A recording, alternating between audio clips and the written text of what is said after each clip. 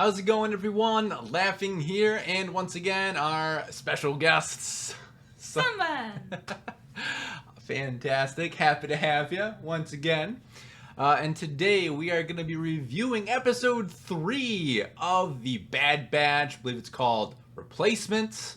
So we'll be doing a review and discussion of that bad boy. But before we get into the review and discussion, please hit that like button and subscribe to the channel. It would be much appreciated. And while you're subscribing to my channel, why don't you subscribe to the SunnBunn's channel? Link in the description down below. So yeah, getting right into it. We're going to talk about the various plots, kind of doing the general episode overview, and there will be full spoilers. We're not doing a spoiler section. If you haven't watched the episode, don't know why you're watching a review or discussion about it unless you want to be spoiled, so we're just going to get into it, to be honest with you. So plot A is the Bad Batch and Omega.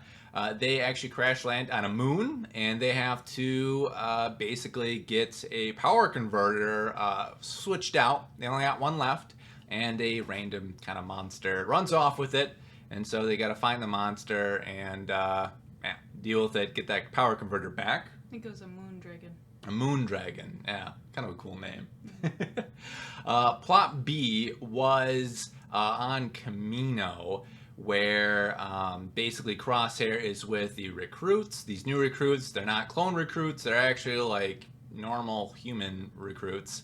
And yeah, you know, not non-clone recruits. Is that better? Yes. Okay. Non-clone recruits, they're not chipped. And, yeah, maybe.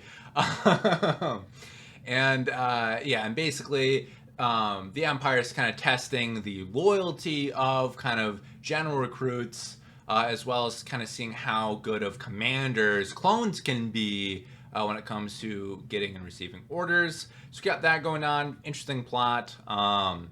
They go back to Onderon and try to hunt down Saw Gerrera, which is very interesting. And we'll kind of get a little bit more into that a little bit later. And then we also have plot C rear its head again, and that's kind of Kamino versus the Empire to an extent. Basically, it's just kind of Kamino trying to stay relevant with the Empire. They don't want to, lose their money with that, and so they have a plan kind of brewing to stay relevant to the Empire and really show the Empire that you don't need those natural born soldiers. They're inferior to clones. We have some awesome super soldiers for you, potentially. At least we're going to try to make them. And once again, potentially hinting at the Kaminoan rebellion in Legends. So getting that's the plot at the end of the day. What was your thought on Crosshair? We spent a decent amount of time in the episode kind of talking about him and watching him. So yeah, what was kind of your take on his character on the episode, and where you might end up? Oh. Big question, I know. I'd call him a stone cold badass. Can I say that? Yeah, go ahead. But it really seems to be programming. And yeah, it doesn't seem like him. It's his body language, his own voice, but I'm hoping that they figure out how to get Crosshair back into the Bad Batch with the other defective ones. Miss him, but I enjoyed seeing him in this episode. Yeah. Do you think Crosshair is happy where he is? Happy? Yeah. I don't think that's relevant. Okay. I don't think that's even on the radar. I don't think happiness is even being gauged. It doesn't come across that way. Okay. It seems purely just fulfillment of mission, not fulfillment. Is it fulfilled? Is it not? So it seems to stop there. I agree with you to a certain extent. I guess in the episode, it didn't seem to me like Crosshair was super happy with where he was. Is Crosshair ever happy though? No, like less happy than usual. You know what I mean? I think I do think that's an important element, because earlier in the episode they were talking about trying to find a way to scan their chips, kind of see what's defective about them, and they do say they want to get Crosshair back. So To see what's defective about them? or yeah, with their chips, kind of like their chips versus potentially Why it's Regs. not responding? Yeah, yeah, or even if I think it's even kind of floated like maybe it is just a little bit potentially. Maybe it's not as active, compared to Regs and Crosshair. But I have a feeling like I don't know. It did not seem like Crosshair is happy, and I think that's relevant in case his chip is no longer an element of it. You think there's like disharmony between his actions and what he actually feels or thinks? But yes, I do think that Crosshair is not happy. I think he doesn't like the recruits in a general sense. I think that's why he was pretty fine with him taking out the one that didn't really want to follow orders. He just seemed very annoyed by even just their presence. Because I think he also kind of thinks that the clones are superior to non-clones. Which is also kind of a general thing in Legends. But yeah, I just don't think he's happy because like especially at the end when they go into the room, like the room's all changed. So that used to be the Bad Batch's room.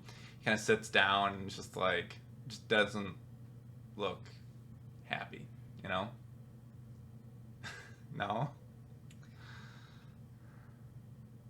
I'm trying to find the right words to say it. Okay. The only thing that I can think right now is like that's completely irrelevant and it's not even a factor for him. I don't think it's even registering for him right now. Okay. I think they turned fair. that chip up so much that Yeah. he is much more machine than human. That's fair. In here. I still think the emotions, even if he doesn't recognize them, I still think those are important though, potentially for later on. We'll kind of see. I could totally be wrong. Yeah, I guess we will find out, especially if Bad Batch figures out how to manipulate the chips themselves and then gets a hold of Crosshair. That'll be interesting. Like, how are they going to do that? Yeah. That'll be interesting. But like his hesitation, or lack thereof, actually, with the recruits and like, oh, you need to follow orders. Yeah. Like, he was already skirting towards that before with his mates, but that chip wasn't amplified. That's fair. I don't like he very well may have gotten to that sooner if they adjusted it. Or made it stronger for him in the first place. That's fair. I think we can't. Okay, that's fair. You bring up a valid point, which is why I'm happy that like we have the discussion because I think it's good to have two different kind of opinions on it. I think it's much more interesting that way. But fair enough. Is it okay if we kind of go into talking about like the Empire getting recruits and stuff like that? Sure, with that? Go for it. I guess do you want to talk about it, or do you have any thoughts on it that you want to share? You can lead. No, okay. So actually, in Legends, it was kind of interesting. So like Commander Cody, pretty much most Star Wars fans know and like him. He was the clone commander under Obi-Wan Kenobi. He ends up in Legends actually training normal Stormtrooper recruits, I believe on Kamino. Don't quote me on the planet, but either way, he does that, and he like hates his life. He hates his job. He's not a fan of it because clones are superior to kind of natural-born soldiers, and kind of sees that kind of sprinkled in with Crosshair.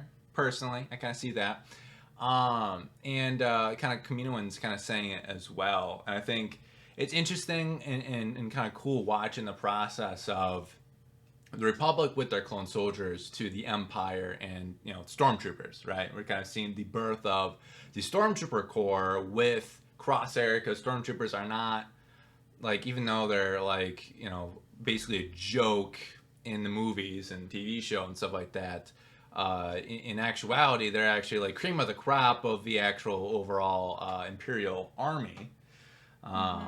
So I feel like we kind of see parts of that, and even maybe the birth of some Death Troopers too, because they kind of all have like the dark armor with like the green on them. So I'm interested in that. Yeah, so I think that's kind of cool to see and watch, kind of that change from clones to natural born soldiers, and Rampart. I feel like really kind of hit the nail on the head when it comes to loyalty at the end of the day, because they want to get away from Kamino because there's kind of cross loyalty there between like the Empire and the Kaminoans with the clones.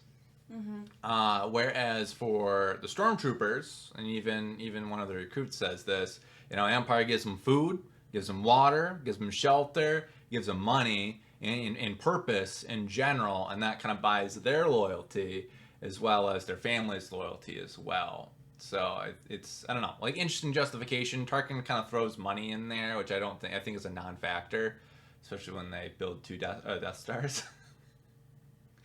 But but yeah, I know. It's just kind of interesting to see that change because fans have been speculating for a while as to why that happened, and from what I can tell, it seems like the fans were right. So kind of cool to see. But I still think money is more of a factor. Yeah. Especially if the clones can be manipulated and just reprogrammed. Yeah. Like, that is very enticing for someone seeking to control the galaxy. But we talked a little bit before this. Yeah, we did. You brought up something earlier that the clones, you can only make so many at a time, and the facility isn't huge.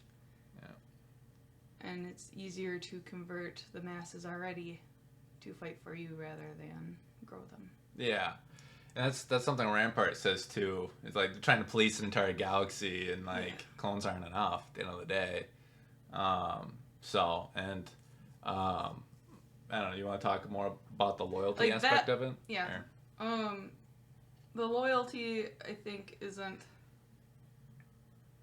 I'm not even willing to say like, oh yeah, they're loyal. No, because their reasons are they give me things.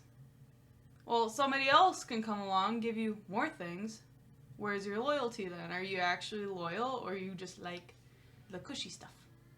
I mean, it's security at the same time too. I think that's really important for security is important. Yeah, it's a stable source of income, food, shelter, water, kind of thing.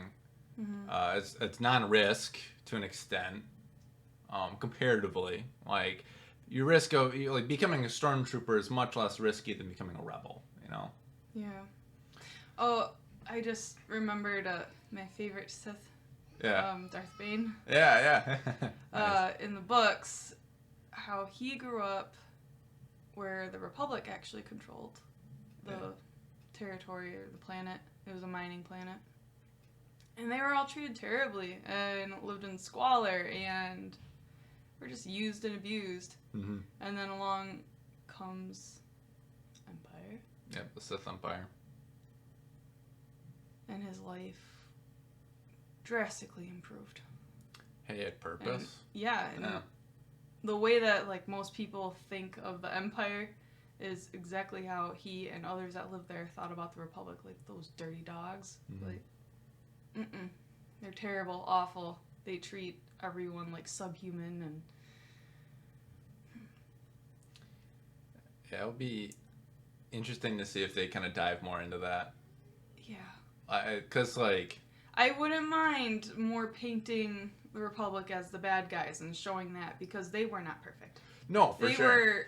They're both quite very much mirrors of each other. Yeah.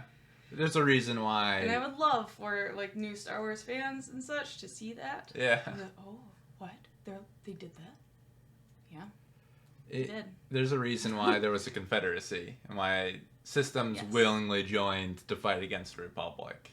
Mm-hmm. It wasn't all corporations. It was actual many full facets planets. To this machine. Yeah, Umbara is a good example. In the Clone Wars, they're actually in.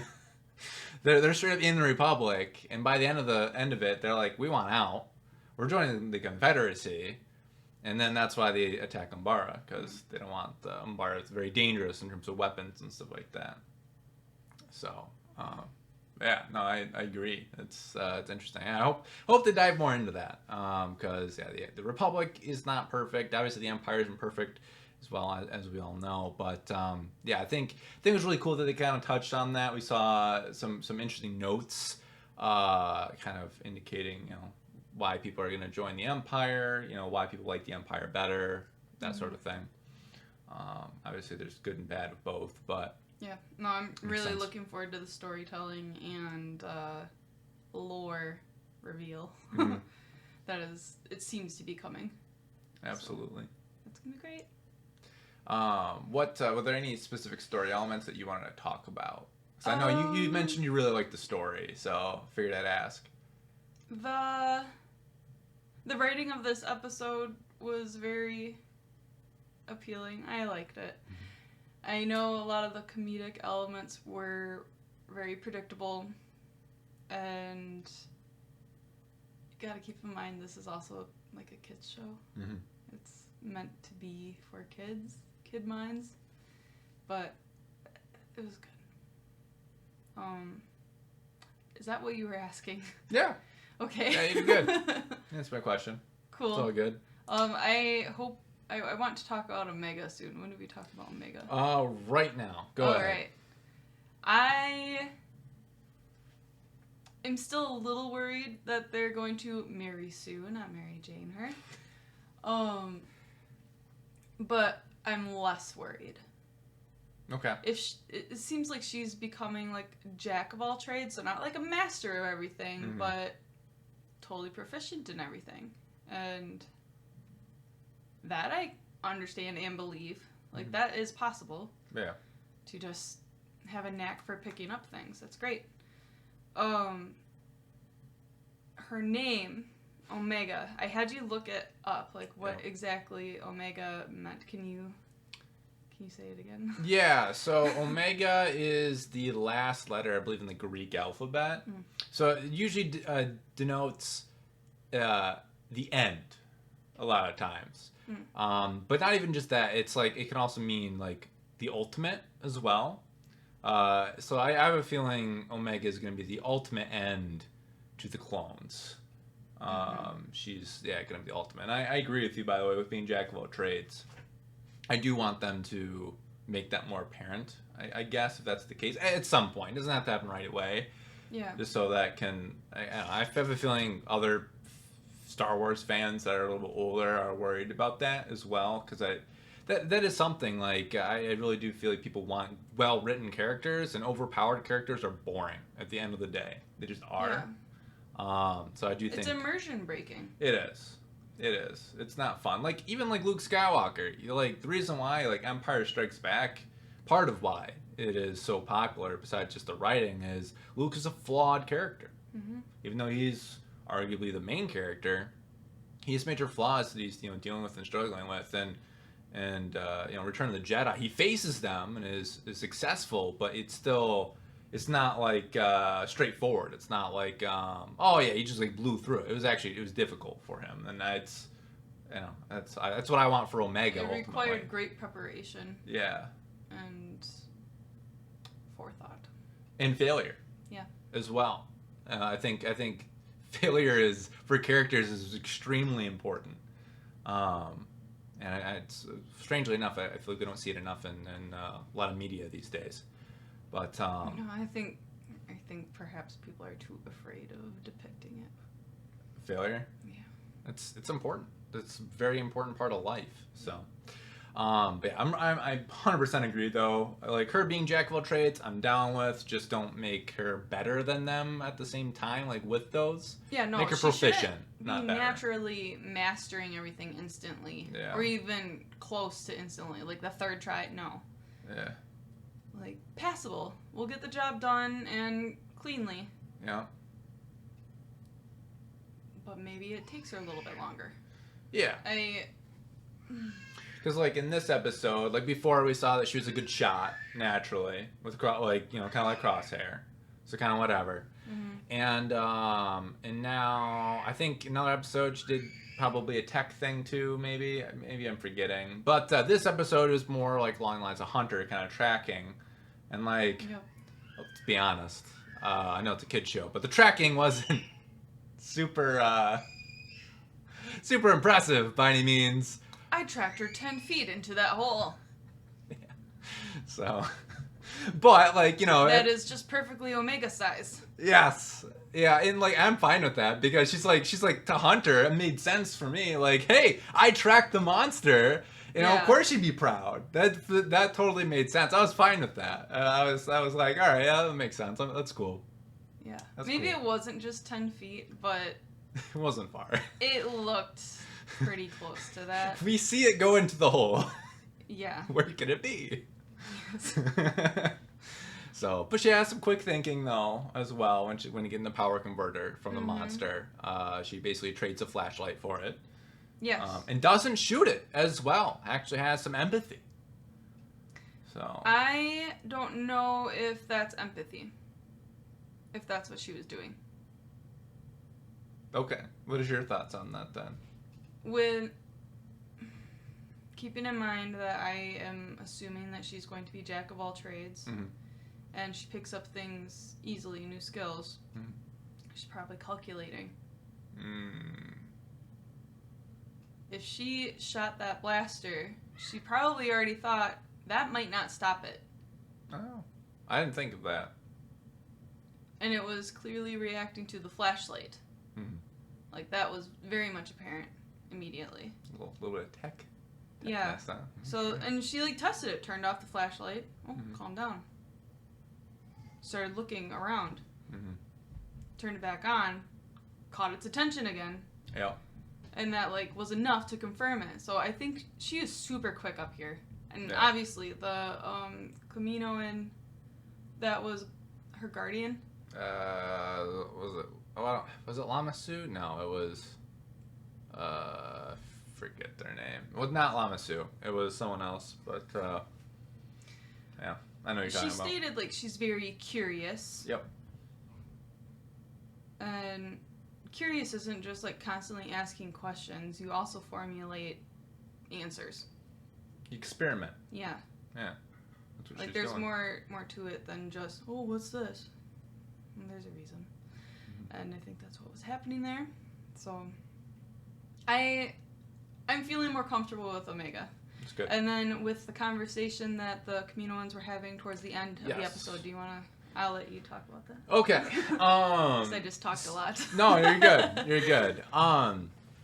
So yeah, at the end of the episode, basically the Kaminoan, so Lamasu and the other Kaminoan that we're just blanking on their name, they're like walking past all the clones, and basically they're like, we got to figure out a way to stay relevant for the Empire, otherwise we're gonna lose money. It's gonna be a bad thing just in general. And like money obviously is a factor, but I think the Kaminoans are smart enough. I mean, they're like the best cloners in the galaxy, so they have brains, you know, to where if they don't offer something to the Empire, that's a detriment to them, and they're done. Yeah, they're not going to be useful to the Empire because the Empire is not going to let them make clones for anyone.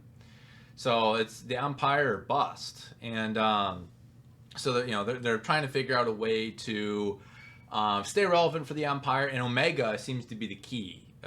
They want to. What does she say at the end there? She was like, "We need to, or the ones we need, or the key we need won't come back willingly, or something like that. Won't come to us willingly." Yeah, it was easily. I forget the wording, but it's all good. It definitely. She was talking about the Bad Batch. Yeah, I think they're gonna get Omega back. I think they let Omega go to keep her safe from the Empire, and then they're gonna try to kidnap her without the Empire knowing. Start cloning her. I think there's actually a really illogical. You think they're gonna clone her? I clone her, or I disagree with that. Yeah, that's fair. Almost fell off the Okay. chair. I think there's a reason why Omega's a female clone. I think there's a very logical canon, just cause a reason. And we talked a little bit about this, but I think they're gonna, with the acceleration and stuff like that, I think that they're going to harvest eggs from her, or make her have babies or something along those lines. And then I think that was always the purpose of her. Yeah. Her name is Omega. They always kept her under close eye. And especially if her skill, her talent is being a jack of all trades. Yeah. Pass that on to offspring. Yeah, you're going to want that. she's not just Omega, she's gonna be the Alpha too then. Yeah, well, she's the ultimate end to the Django clones. Yes, because the Kaminoan said, like, the genetic material from Django is severely deteriorated, I think. Yeah, like they spread Django Fett's DNA pretty much to its limits because they don't have they can't get any more biological material from Django because he's dead. Yeah. So they're looking for something new. I don't think they're going to clone Omega though. I think they're going to use her as like an all-mother or something like that. Yeah, that could be that would make sense. So, yeah. I can't think of another reason why they would purposely make a female clone. Yeah, no, I agree. I think they're gonna do it in secret from the Empire. I think they don't want the Empire to know. Oh yeah. And whether I think once again reinforcing rather a potential clone rebellion on Kamino. I think we're gonna see that in the Bad Batch, which I'm very excited for, and however that happens. Yeah. And if you're excited for it too, you want it to happen, just know it's gonna be heartbreaking in the end. That's all I'm gonna say. It's gonna be heartbreaking, but interesting to see. So, yeah, trying to think. Oh. What's up? What's going on with Recker?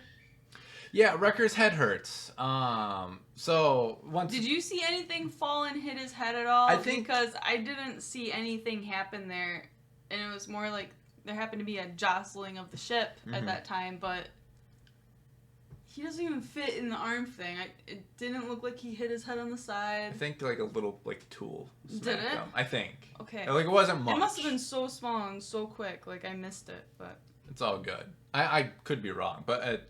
So I think they were very overt with telling us Recker's head hurts. Yeah, and with less than 5 minutes before, Tech is like, I'm not worried about the ship. I'm trying to find a scanner for these chips in our heads, kind of thing. Yeah. We're trying to find a way to isolate them and kind of study them, basically.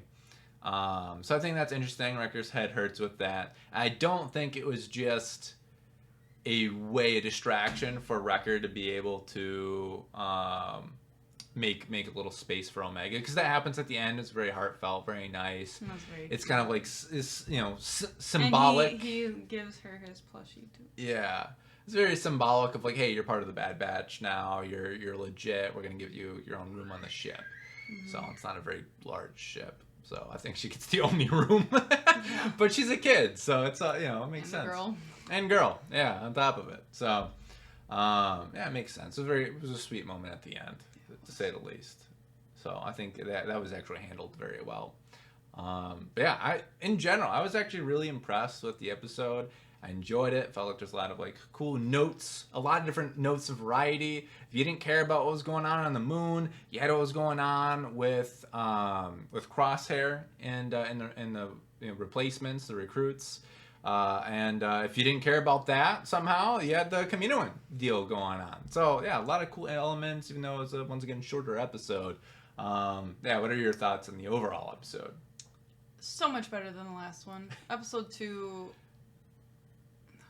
Yeah. This one was so good. If I had to assign a number rating to it, go ahead. I'm probably gonna put it higher than you think.